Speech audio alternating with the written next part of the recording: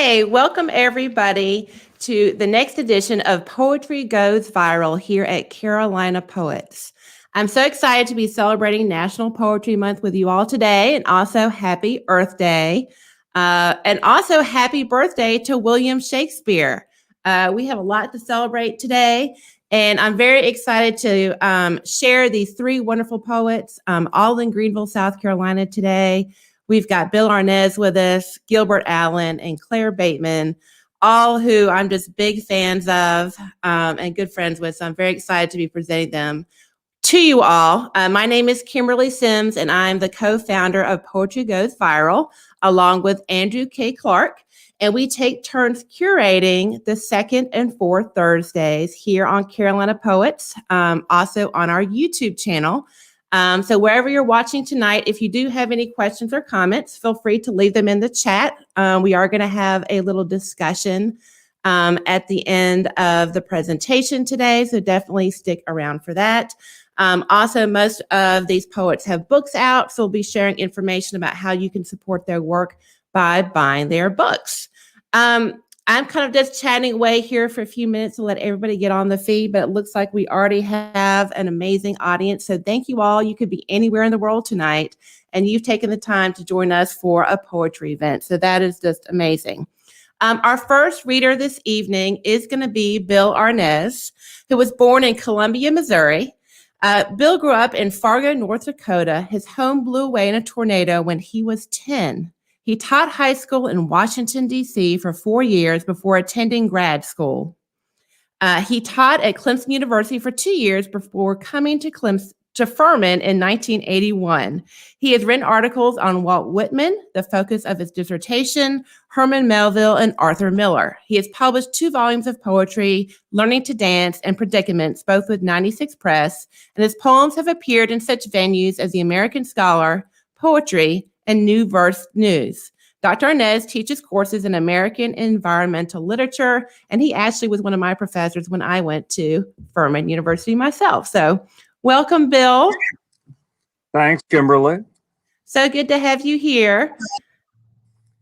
And I'm going to go ahead and hop backstage so we can, so we don't use up your time. So looking forward to hearing it. Okay. Thanks again, Kimberly. You will probably notice that I'm going to say the word Shakespeare, though it's not exactly the word Shakespeare, twice during this reading. And be aware that Earth Day has something to do with the selection of the poems, though I'm not sure I ever directly say so. And thanks for everybody that's out there that I can't see. It's a strange experience here. I suspect that a lot of poets and a lot of you that are listening have jotted down a lot of things about waiting out the pandemic, and I certainly have. So the first poem that I'm going to read fits into the series that I've kind of assembled for the night. All of the poems deal with the notion of home, and the first poem is called "The Art of Staying Home." The art of dribbling fat-free half and half into coffee. The art of walking the aging dog. The art of fluffing scrambled eggs. The art of taking so many pills. This art of staying safe. The art of listening to expert advice. The art of keeping house finches fed. The art of avoiding running errands, even helpful ones. This art of writing with line breaks. The art, when our daughter phones, of recalling a reassuring dream. The art of printing off and filling out forms for absentee ballots. The art of getting by heart the song of wandering Angus. The art of keeping track of the virus, the numbers, the maps, the graphs, the postings, of doctors and nurses, while ignoring misleading rants. This art of redefining art, the art of discussing Kant's categorical imperative on Zoom, the art of imagining trips that we'll likely only imagine, the art of making pizza dough without the yeast we couldn't order, the art of enjoying the artful Bruno Kremer embodying his thoughtful Maigret, this difficult art of getting a good night's sleep. I should mention that there's a marvelous French series of the Maigret novels that Bruno Kremer stars in, and I've spent a good deal of time watching that. My theme tonight is home. So I have very few memories of my first home, which is at 1401 Pratt, if I've got the right address, in Columbia, Missouri. But here's a stab at the second home. 6 Westwood, Columbia, Missouri, 1949, 1951. Mother dressing me in the kitchen, tugging a shirt over my head, slipping the underpants on backwards. Father in the driveway, using powder puffs to paint the Packard maroon, taking a break to smoke his pipe. No memory of a basement, no memory of a bedroom. In the wooded lot next door, a kid whose name I'd forgotten, poking me with a pointed stick, chanting, "Shakespeare, Shakespeare." From the backyard, a sister's friend yelling, "Auntie, I over," and quick as anything, a tennis ball bouncing down the roof. No memory of bookshelves, no memory of an attic. A newspaper spread on a living room rug next to the ottoman, open to a diagram, a sister explaining it's the atom bomb. Shadow, gray-faced and going blind, running ahead, stopping to sniff, trailing behind. No memory of a fireplace, no memory of a garden. In my bed upstairs, a light on down the hall, the windows open, a fan stirring the summer air. No memory of that room.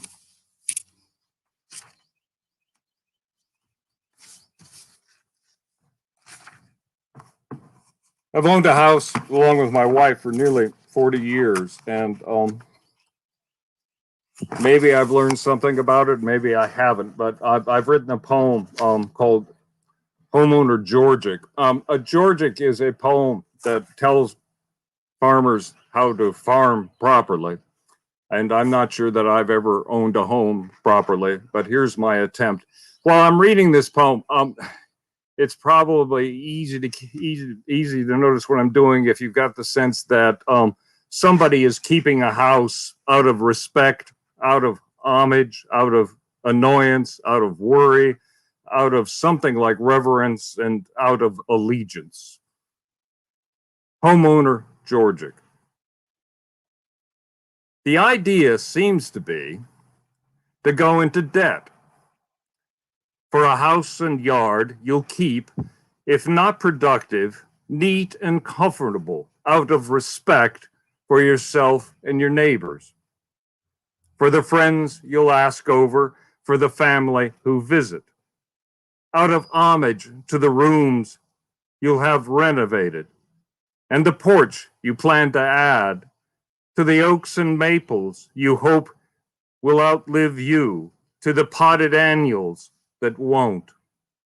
Out of annoyance with the ivy that won't stop growing, with the ants returning in July, to the kitchen, with the squirrels digging up the just planted herbs, out of worry about droughts, about soil washing downpours, out of something like reverence for the sparrows and finches that keep emptying the feeder, for the garden that some summer will match the one your parents planted, out of allegiance to the idea you're indebted to.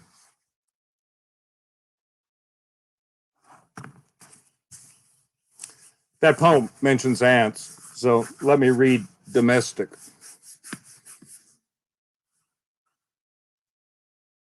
In the spring, one or two carpenter bees will bore into the banister to the back door. Wasps, a 2-inch variety, will circle the ceiling fans. And every July, for a week or so, a flutter of negligible life and death will scatter midge bodies about the bathroom sink, the eggs deposited for certain somewhere. Spiders will suspend themselves from the skylights. Their rare roach, if not on its back beside a baseboard, will shuffle awry, poisoned. Fruit flies will hover over cantaloupe on the jelly cabinet. Some mornings, slugs will come in with the news. Lizards have hung hidden in the curtains. Mice once gnawed out a corner of a dog biscuit box. One bat ended up folded in a slipper. And sometimes, on drizzly days, comes a whiff of a squirrel that died above the flue.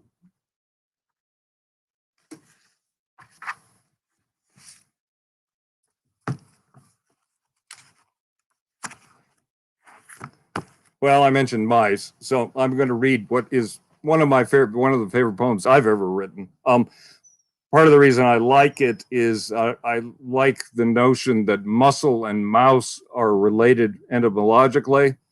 And I also kind of like the way this poem towards the end overdoes it, but plays with the word good.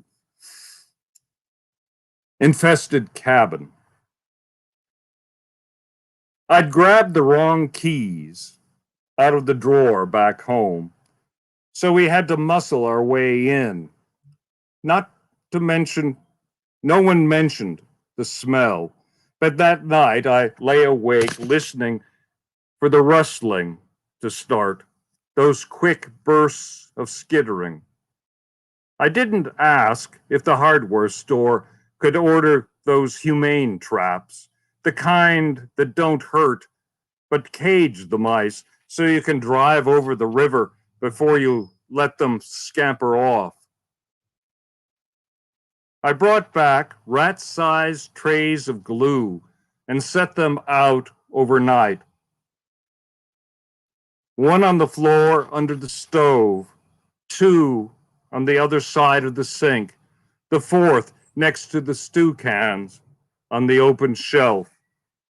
At daybreak, I found a mouse struggling, its free left legs having tugged the tray with 2 dying mice under the table. Both its right ankles gnawed through the tendons to the bones. One tray had flipped off the counter. Turned upright, it held 1 mouse, and the droppings, some hairs, the fast food of another. 2 trays lay empty, still good. I slipped these into the garbage with the others, deciding that for a while, maybe, we could live with any scurriers stuck here with the likes of me.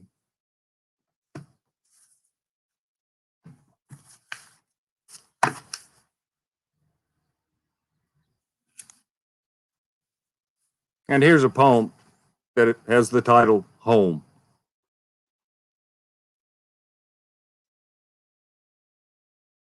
When you pick your mother up for lunch, she's wearing the dress she's kept for funerals, Let's forget lunch, she says. Let's go over to our place. You insist on eating out, but then drive across town to the home she'd sold 4 years ago, some 30 years after your father collapsed, coming out of the study, bills in their stamped envelopes, your mother out in the yard planning annuals, you in your dorm 1,000 miles away. You park at the curb. Her door open, your mother sits in the car and studies the house. Look how these people have kept my lady ferns. No one's home. Your old neighborhood's quiet. Let's see, she says. And out of her purse, she takes a trowel. And then she's out of the car, heading with unsteady steps toward the house. She kneels at the border and digs with vigor.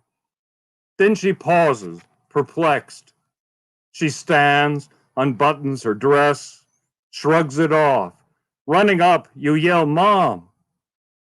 and floats it to the ground.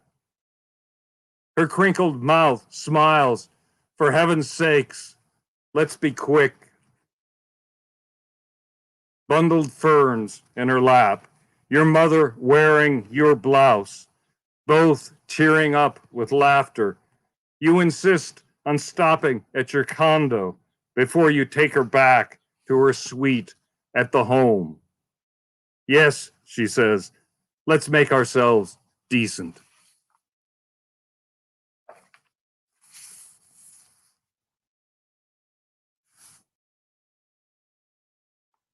More than a year ago, I was visiting my sister, and Mary Oliver died, and I spent much of the first morning writing a draft of this poem. This is called "They Have Stolen Her Kitchen." The line is from Mary Oliver's Aunt Elsie's Night Music. They have stolen her kitchen. The refrigerator gone. The stove gone. Her pots and pans gone, along with the oven.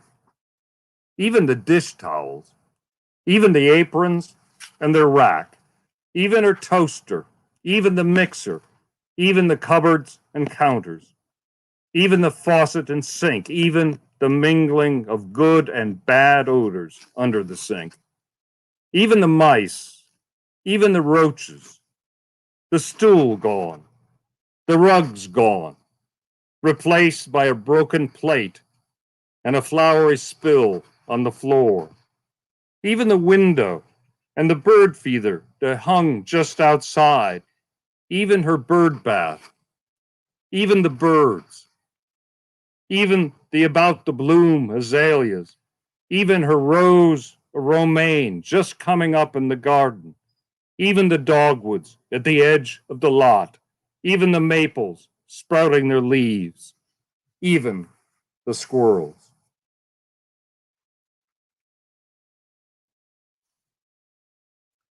Last two poems I'm going to read, maybe the impulse behind them, one of the impulses behind them comes from reading Robert Frost.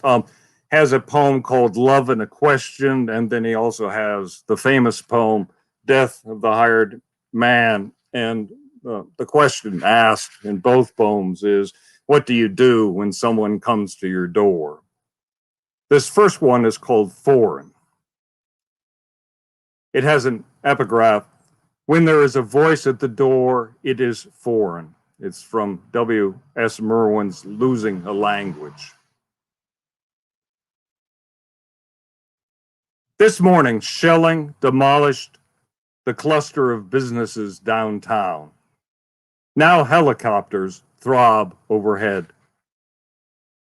Passing the leveled businesses downtown, tanks rumble toward the neighborhood. Nearby gunfire sounds methodical.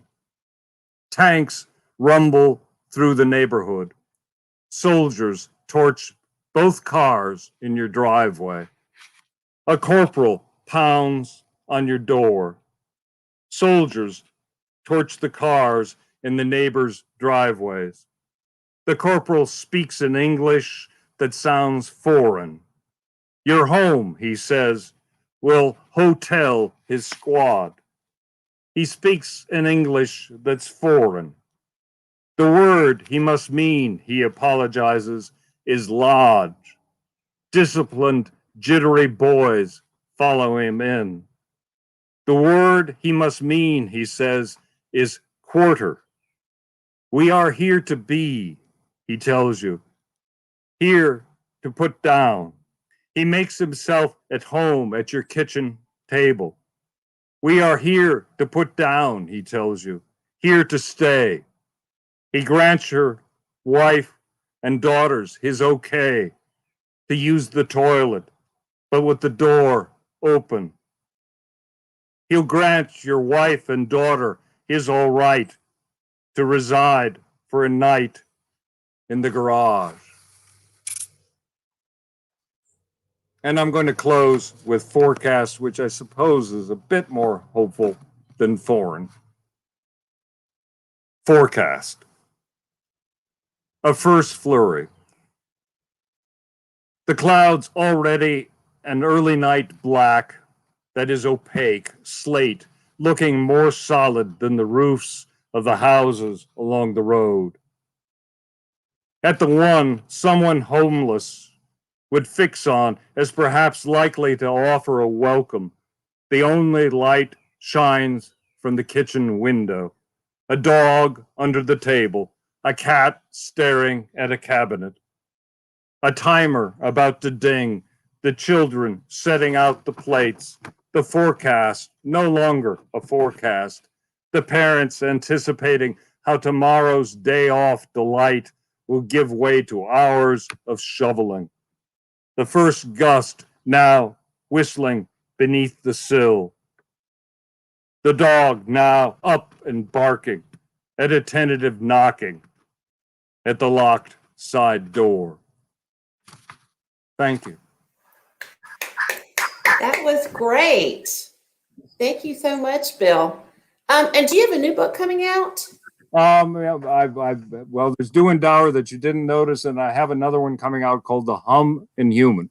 Oh, great. Well, if you have time to, if you can drop if there's a link, then we would love to send everybody over there. But thank you again, Bill. We really appreciate you sharing your time with us.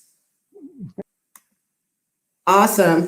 Thank you. That was Bill Aarnes, retired from Furman University. And next up, we're going to have Gil Allen.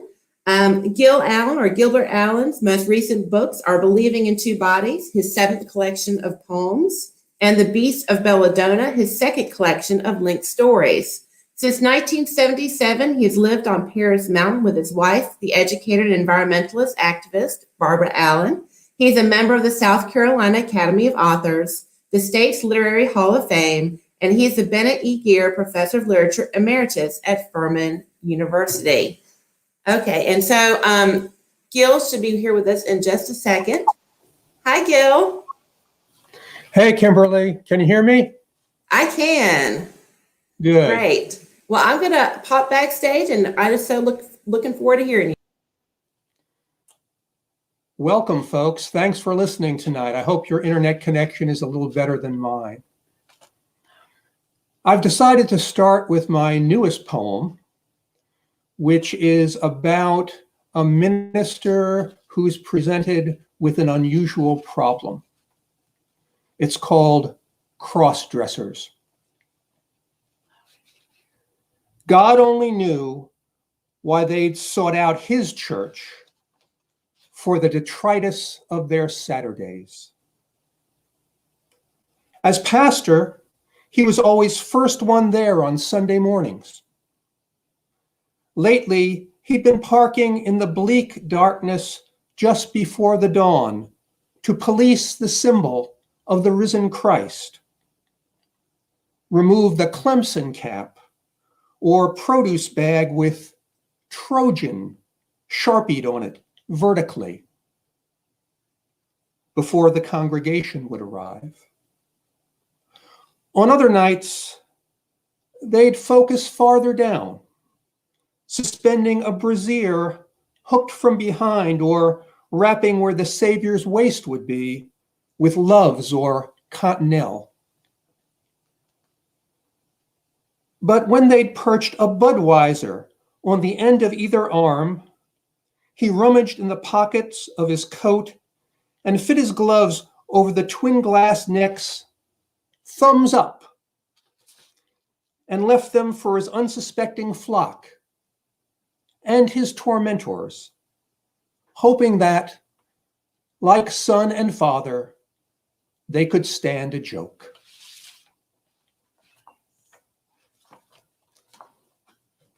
The other poems I'll be reading tonight are from my most recent book, which is titled Believing in Two Bodies. And in the book, I'm trying to unite the personal and the political, the body and the body politic. I'll begin with a poem that focuses more on the personal. It's called Lost and Found, and it focuses on a memory of a rather distressing event in my childhood. Lost and Found. I hadn't been playing, just sauntering along, a sunny afternoon, a shortcut to somewhere. Despite my motion, what newspapers proclaim an innocent bystander, but the only one who'd fit. So they lowered me through the frame of the awning window, of the basement, of the ruined schoolhouse, and let go. My feet struck the earth, 6 feet below the earth they'd come from. The air hovered, so full of dust and light, that dust and light seemed the same. So I could see, inside a bookcase lying like a forefather lost in his longest nap, the foul ball, horsehide unraveled, dark as a spoiled apple, hardly worth saving. And after I'd pitched it up, they thanked me, laughed, and left. The next year, the suburbs would reach out with their long manicured fingers. The whitewashed rubble would be raised and resurrected, miraculous as new money. But this wasn't next year. This was hours and hours among the bindings of damp books I couldn't read, among desks with dry inkwells, and those cracked blackboards so small even my hands could hold them, all stained with stale incense, only half chalk. These walls weren't going anywhere. As I longed through their glass teeth at the lowering sun, I knew I'd be here forever, in that new, old dark, so frightened I wasn't even frightened, just lost within the false certainty of silence. So, like a perfect student, I sat at the nearest desk and slept. I don't remember who got me out, or when, or why, although it must have happened. I never asked, and now there is no one to ask. Only a beautiful house no decent man or woman can afford. But I'd like to think my saviors and my imprisoners the same, lost as the child put there 60 years ago, lost as that other child, more or less brought back.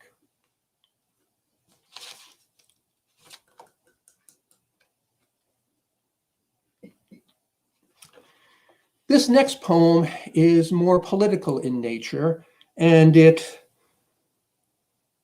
focuses upon our recently departed president.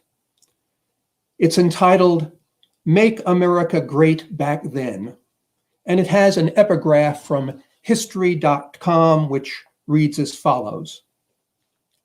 The first African slaves were brought to the North American colony of Jamestown, Virginia in 1619.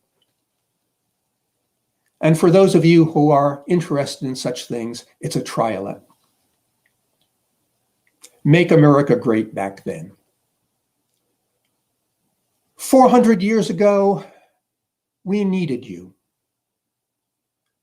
Turn Air Force One into a time machine. Bless colonists with your enlightened views. 400 years ago, we needed you to end this chain migration's witch's brew before it started. Be our go-between.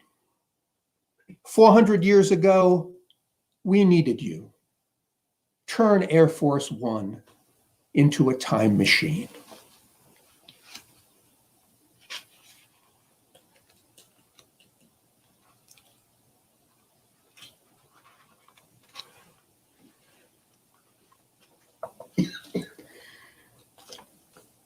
Now back to the more personal. This poem's entitled This Branching Room.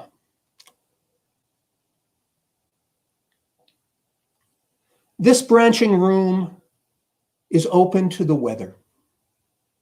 No roof, just rafters. Walls invisible as windows. Trees, shrubbery, a picture of what, after some rain, I'll call my world. I hope newspaper mulch will save the flowers. The sod I tread on's just too dry to grow. I green upon the memories that grow illegible as newsprint in the weather. I can't recall the first time I brought flowers, roses, lilies, to the now invisible bedmates who brought my body into this world and turned my empty frame into a picture. I wish, oh, how I wish, I could still picture my mother and my father.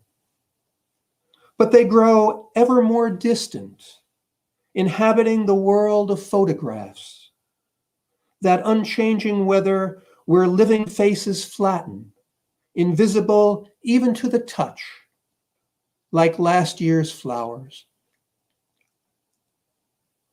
My parents filled their yard with living flowers. That's something even now I can still picture, summoning out of time and space in visible form, zinnias and marigolds that grow regardless of my Carolina weather and the indifferent earth that soils the world. I stand in what I've come to call my world, 3 acres of well-orchestrated flowers, understory plants tuned to the weather of Appalachian forest. I can picture even when I close my eyes to grow silent, shadows stretching to night, invisible. So much around me is invisible. My mother's ashes, scattered in my world, before my father told me where. I grow less certain as the decades pass what flowers he spread them under. I can't even picture his urn in my own hand and the weather that invisible summer day. White flowers whirled underneath the season's moving picture. I grow toward the end of my own weather. And that was a sestina, by the way. You heard a lot of 6 words there.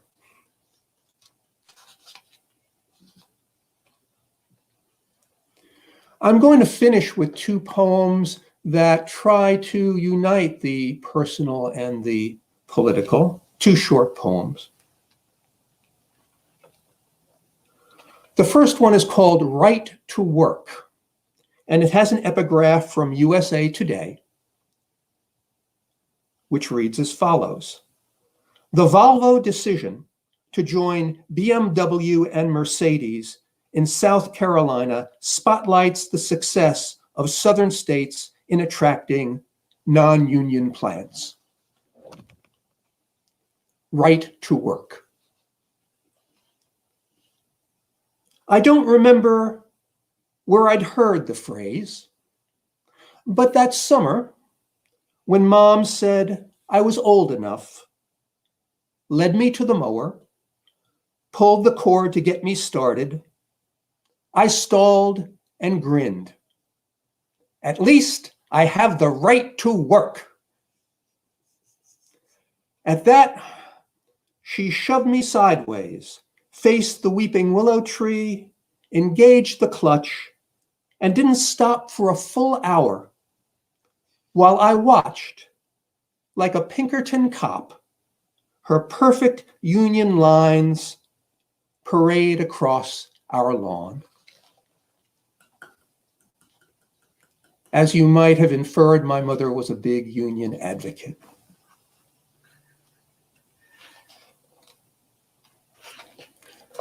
My final poem is entitled, My Mother Teaches Me to Type. And my mom was an amazing person. She had all sorts of jobs during her lifetime. She worked for a while as a secretary during World War II. And in that era, if you were applying for a secretarial job, very often you'd be asked to demonstrate your typing skills. And the sample sentence you'd usually be given would be, now is the time for all good men to come to the aid of their country. An appropriate wartime message. My mother teaches me to type.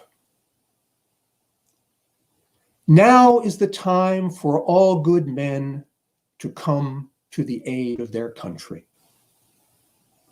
Letters, words, open spaces, her hands learned by heart in 1942 for her audition in the towers of New York. 20 years later, I'm only 11, but still, she's no man either. 20 fingers suspended over the stiff keys. We take turns closing our eyes, filling blank paper as if the world depended upon our play. On any keyboard, that sentence still draws the deepest music from my hands. I shut or open, light, no matter. Now is the time. For her sake, come home. Thank you. That was great. I'm glad you enjoyed it, Kimberly. I did. It's always such a treat to hear you read. And where is your latest book available from? I saw Katma, which is, I think, a few books back now, though. It's one more book back. You can find this book at Kelsey, the publisher, or on Amazon, but preferably buy it from your local bookstore, folks. They need the help. Absolutely. Well, thank you, Gil. And we will bring you back up at the end. And there it is again. Okay, Believing in Two Bodies. Perfect. Yes. And I'm sure they have it at M. Judson if you're in Greenville or a local bookstore near you. Great. Thank you so much. Okay, well, gosh, just Bill and Gil, oh my gosh, this has already just been such a treat tonight. And you guys are in for another treat with Claire Bateman. I'm so excited that she's here to share some poetry and I think a little bit of microfiction as well. Claire Bateman attended Kenyon College and received her BA in English in 1978. Later, she received her MFA in 1993 from Vermont College. She has taught at the undergraduate level at Chattanooga State University and the undergraduate and graduate levels at Clemson University. She's also taught creative writing at the Fine Arts Center, a magnet high school for students gifted in the literary, visual, and performing arts. Her students have consistently won writing awards on regional and national levels. She has also taught at various writers' conferences across the country. Claire, welcome. Thank you. It's really good to see you and to be with you all tonight. Thank you, Kim, for this evening and all that you do for Carolina poets and all throughout the state. Everybody should be aware of what a dynamic and electric poet Kim is, and her book Lindy Lee is wonderful. It's also great to be reading with Bill and Gil. We go a long way back. Their poems are really, really fine. We just have lots of decades in the poetry world together. And I remember my youngest child and Bill's daughter playing together on a monkey bar one time. So we have a lot of history. That's awesome. Well, awesome. Well, I'm going to pop back because I don't want to use up your time, but we're so happy to have you here. Thank you. Okay. Thank you, Bill and Gil, for those really fine readings. I want to respond to one of Bill's poems by reading this poem that I actually wasn't going to read, but it's called Restraint, and it's about his poem about his kitchen, the kitchen being stolen made me think of it. It's only tangentially connected, but it's, missing furniture. Restraint. The day the furniture returned of its own accord, no one was peering out the window. No one was scanning the horizon. No one was walking by the cliffs to gaze yearningly out to sea. Instead, everyone was carrying on as efficiently as possible under the circumstances. So when the sofa slipped quietly into position under the window, somehow we knew not to exclaim. When the cupboard edged its way into the alcove, we wisely pretended not to notice. When the dining room set gleamingly appeared, we were careful to avert our eyes. It was like a scene by Henry James, all nuances and sensibilities richly unexpressed. When supper time arrived, we simply sat down as if nothing had ever been any different, neither affecting too high a level of decorum, nor betraying too deep a feeling of relief. We lifted our long-lost forks and began to eat. I don't know about you, but it seems I spend a lot of my time online trying to clear my mailbox of venues I never willingly connected to. And that's just my inbox. I'm not even talking about junk mail or spam. So this poem was about that, called Extricate. At last, you're completely unsubscribed. How did you do it? Though multitudes have tried, you're the only soul freely trailing those countless threads. Behold the severer, everyone cries from their own tangled bonds as you stroll by in that scant span before you feel the lurch, the lift, the swoop, and plunge forever into the sky. So maybe all those unwanted connections are keeping us on the earth. Losing your phone is worse than losing your soul, because at least if you have your phone, you can text your soul. Where are you? You tap with your ever-aching thumbs. What are you seeking? ...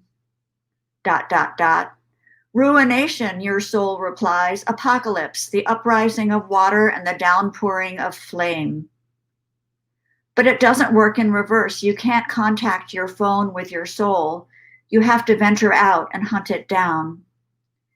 And when, after the requisite ordeals, you've tenderly extracted it from its hiding place in the Marianas Trench, or the molten gut of Mauna Loa, or worse, that narrow space between the driver's seat and the console of your most recent rental car, which generates all the lostness in the universe, and you've ritually purified it with a sterile wipe and charged it, your frenzy of separation anxiety abating as the screen starts to glow. You decide, this can't happen again. So you start to consider options, remembering how your neighbor's brother's sysadmin spoke freely at a barbecue last spring about having had the work done. Though she wouldn't say where on her body the skin graft phone pouch is located. A modification more intimate than the most esoteric of tattoos. And it's not as though you could guess by looking at her, decked out as she was in that voluminous garb, which you suddenly realize everyone but you is sporting now. Their hands moving faster than you can track in and out of intricate openings and folds, retrieving their phones, then returning them only to slip them out again at the next ding, ring, or chime. Happy marsupials of the new world.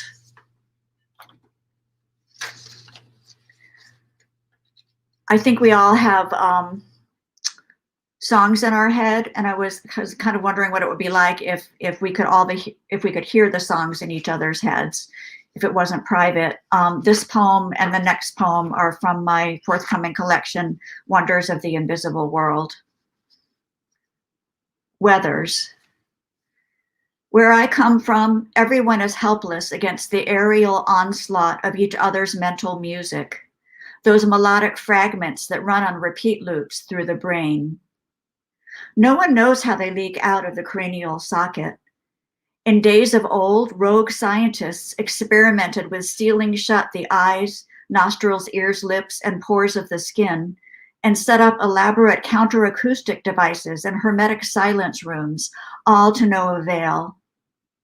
So before you venture out on a picnic, you check the index for your chosen location, and if there hasn't been enough wind to waft away any harmonic residue, you seek an alternate spot. Before you close on a house, you scrutinize the notarized list of songs and musical passages that have accumulated there. Failure to disclose even one renders a contract void. Dating profiles feature each person's top 10, so that potential mates are at least partially forewarned, though of course there's no guarantee that your internal playlists won't evolve in different directions. Even if you eventually end up divorcing, that you can indeed walk away from the cloud of tunes continually seeping from your mate's brain, you'll find yourself humming them nonetheless, since music is sexually transmitted, no matter how much protection a couple afflicts itself with. A few people claim they can actually see the songs, that each possesses its own color configuration, some pale and translucent, for instance, others pulsing in primary hues. These individuals maneuver vigilantly through the streets, circumnavigating the currents, but the rest of us find ourselves continually ambushed by overlapping washes, as though we're slipping between radio stations every few seconds. It's certainly quieter in your country, and you'd think I'd find it more peaceful here, where those auditory echoes remain trapped inside the individual mind. Your atmosphere seems naked and stale, almost dimensionless compared to that of my homeland. But your citizens are more volatile, reactive, prone to giving and taking offense, to aggression, litigation, every kind of strife. Such activities must serve as some kind of compensation for your predicament. With all that vacant space between you, it's no wonder you'll do anything to fill the air.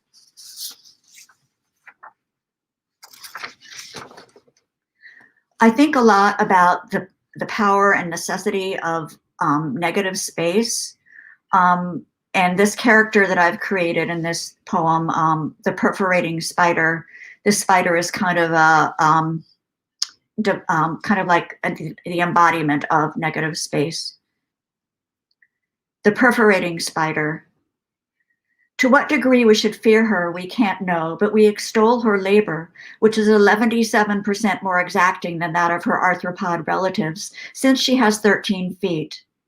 If you look closely, you might glimpse the flickering of their stochastic puncture patterns on that moving spider map of the universe, known also as the interdimensional network of negative space.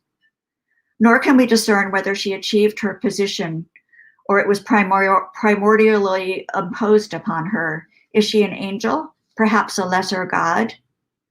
We do know that these feet are named respectively: 1, absence; 2, anomaly; 3, discontinuity; 4, the specious present; 5, ellipsis; 6, antithesis; 7, stealth; 8, the fugue state; 9, the lost sea; 10, the antitonic; 11, the oblique gravitational force; 12, polysemy; 13, cipher.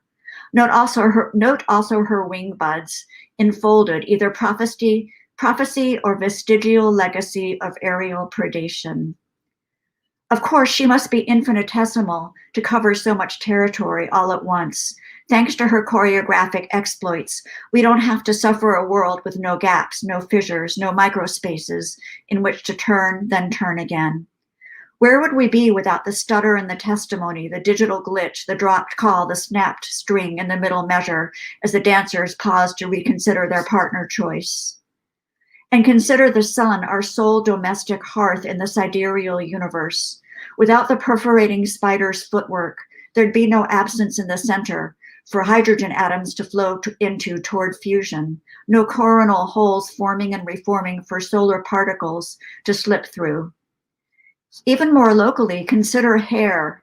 Without her, each of our heads would be burdened by a single clump, non-navigable by breeze or comb or reconnoitering fingers. No strands, no braids, no weaves, no waves, in just the same way as thought in the brain would seize, a frozen mass without interstices for passage and transformation. Prior to her, that time when music constituted one indigestible monster entity, then in she stepped and up sprang the rests, the intervals, so that each note could recognize itself as itself, discrete. Thus, we count on her for hesitation, indecision, the lapse where intention slackens and the soul quakes, because eventually everything that can happen will happen, though not necessarily to you. Were we to beg her for advice on how to bear the sensation of existence, so massive and bursting, so delicate and light? If she cared to reply, which she decidedly would not, she'd advise us in her arcane alphabet comprised of nothing but holes, a kind of inverse braille, to move ever deeper into the configurating darkness, the constellary wound, where it's always grief o'clock, indigo o'clock, history o'clock, collapse o'clock. If we didn't live here, we'd undoubtedly long for it.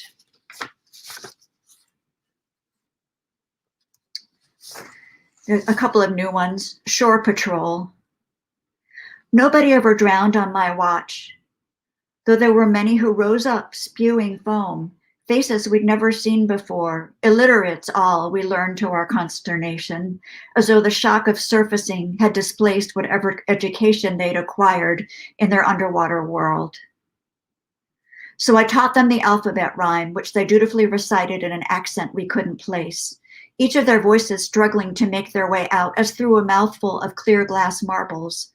But when we bade them part their lips so we could check for impediments, we found nothing but the multitudinous absence of the sea.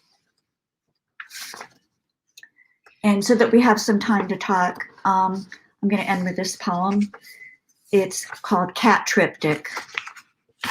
1, the bite inside the cat. The bite inside the cat is never absent or inactive.